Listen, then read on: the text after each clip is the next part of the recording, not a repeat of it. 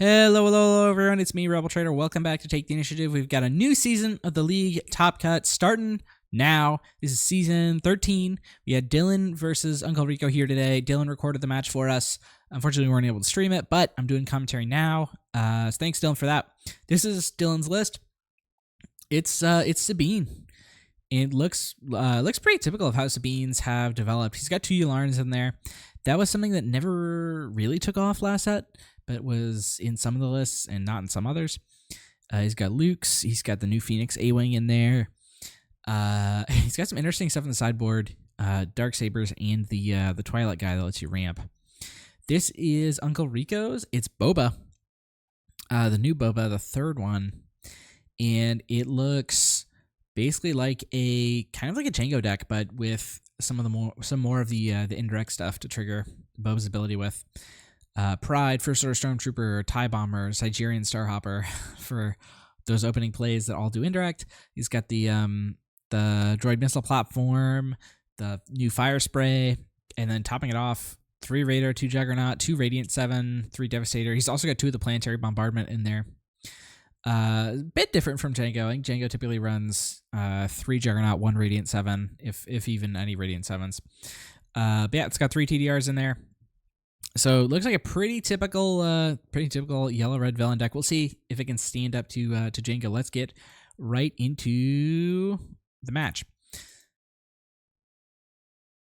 So because Dillen recorded it, we're only going to see his perspective, and he may move around.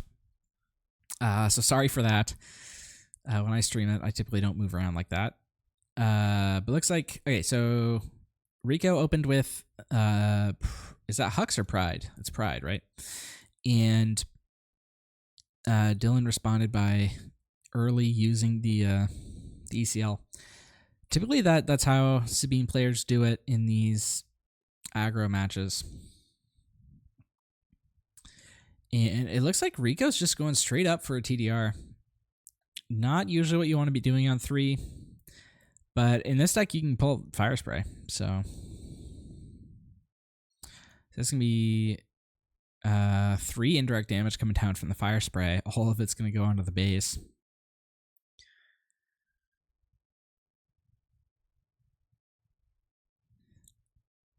And that's going to be 6 more indirect.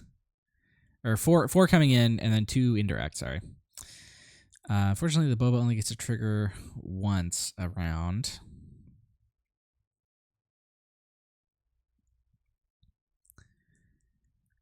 But that's pretty impressive. Although Dillen now has 2 units out, and Rico's got none. That's the trouble with relying on TDR. And Dillen's just going to start pushing. Dillen also does have the ECL, so Rico effectively has a 5 health lead.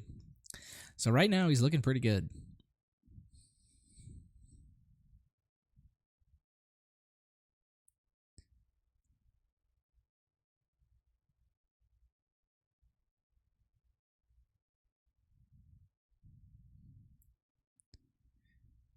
Rico's spending 3 for something. Is it going to be another TDR? No. It's going to be the Gorilla Soldier.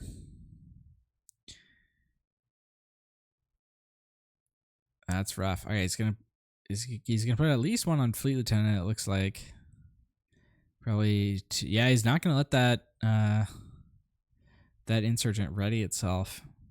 Takes the Boba damage onto the base, though.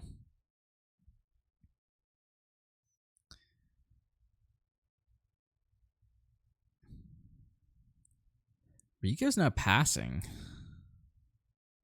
Not sure what I can't remember what he has. I don't think he has anything for 1. Except maybe Daring Raid.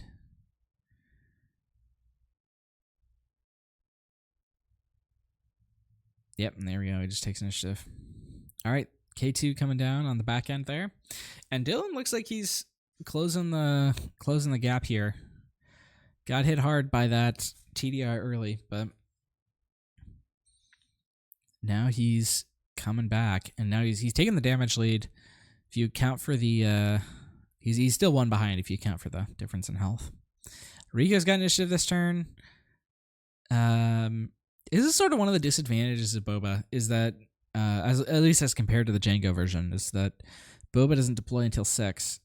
And Django deploys on 5. I'm correct. That's right, right? I'm not pretty sure he deploys on 6. Yeah, they just showed it. All right. TDR for Juggernaut. That's another thing that Django lets you do is exhaust stuff with Juggernaut. But even absent that, like, this Juggernaut could still do a lot of damage here.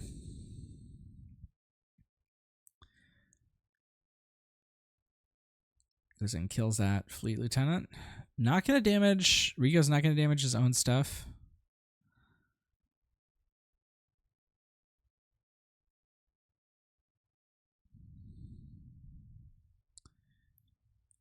All right, K2 goes in, clears the insurgent.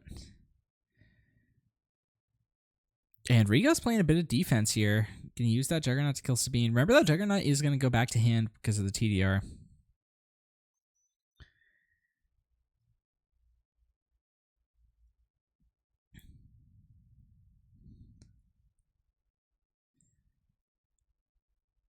All right, Dillen plays this for cause, hits all 4. Now he's got to decide what to keep.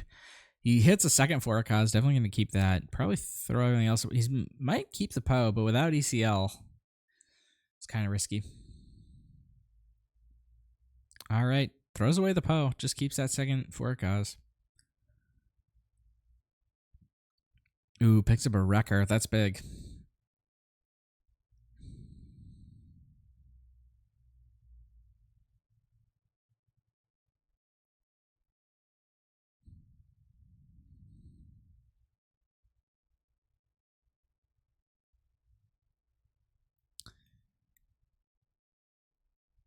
All right, 6. Ooh.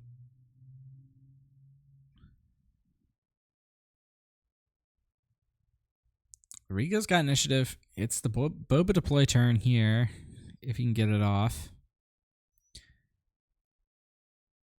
All right, gets a Raider, which is able to kill the K2. But the Green Squadron A1 goes into base. And Dillen's got 4 cause in hand. And the Boba manages to deploy, killing the A-Wing. And without this 4 cause, Rico would be in a pretty nice position here. But that's 3. So we're going to go to game 2 here pretty soon. And I just cut it, so we're going right into it. Oh, okay, so Rico does have the 1 cost Stormtrooper. I forgot about that. And now Dillen going second again is, yeah, he's going to use that ECL to take out the turn 1 play. And Rico has another Stormtrooper to follow it up with.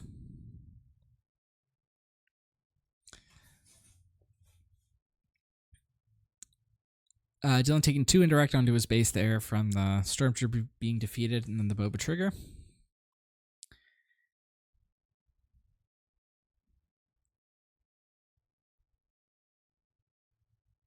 All right, ooh, there's our first showing of the droid missile platform.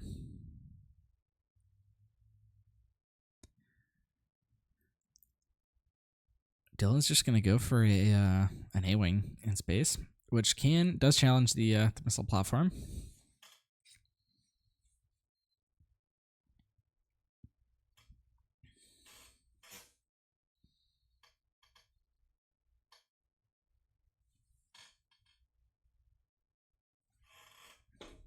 Ooh, Rico's actually gonna play defense here.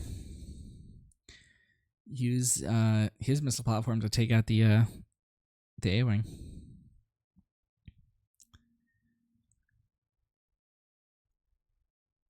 Followed up with a Starhopper. On Dillen's side, this is the Sabine flip turn. He's got a K2 in hand, which is a solid play. Here looks like Rico's just going to pass. Does he have like a no good to me dead here? He does, exactly.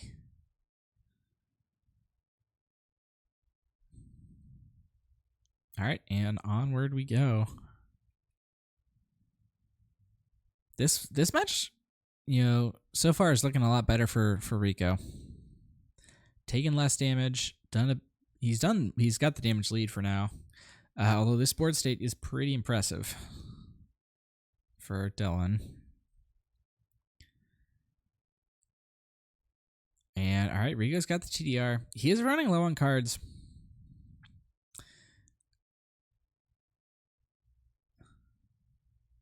All right, what's he got? Spend 2. Is that Radiant 7? It is. So that's going to be 6 indirect coming down onto Dillen's side.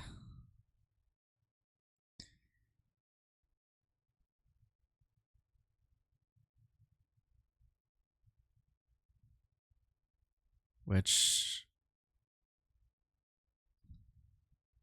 he's going to take 4 of it on Sabine, 2 onto the base. It looks like Rico there didn't take enough damage from that. Oh, no, it's because the Radiant gives a minus. I forgot about that. Yeah.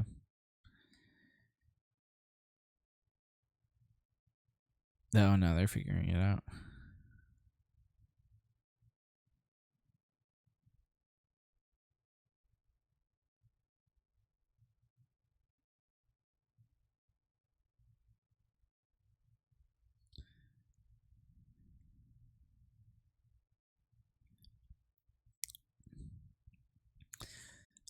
Rico ended up pushing Dillen up to 16. But Poe coming out there for Dillen. Which, I mean, that Poe can hit big, which gives Dillen a chance to fight back into this game. Though he's now down by effectively 12 damage. But he's way ahead on the board state. Sabine's going to flip this turn. And even though Boba can flip out of hand, Dillen's actually got a Fang Fighter in hand, which can deal with Boba quite nicely. So 4 damage can come down. Gonna kill both those Sabines. And just put 2 onto the K2.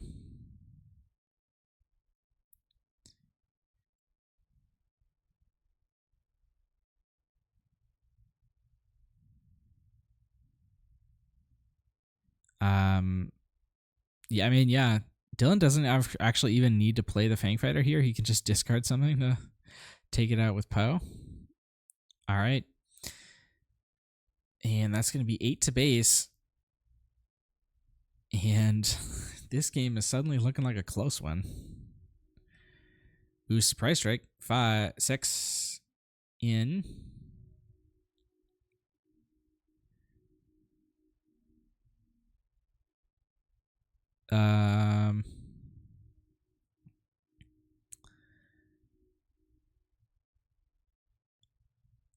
Rico's very close to getting this one, but now Dillen's getting back within striking distance here. Ooh, picks up Fleet Lieutenant here. Oh no, what he's gonna do is he's gonna Poe kill his own K2 to do 8, not enough to win. Wow, what a play there by Dillen to finish things off. That was a close one. All right, also a short one. It looks like we only ended up being about less than 15 minutes on that video. So thank you all for tuning in. And remember to always take the initiative, subscribe for more Top Cut games, and for coverage of the Denver sectional this weekend. Or sector, whatever it's called. All right. Peace.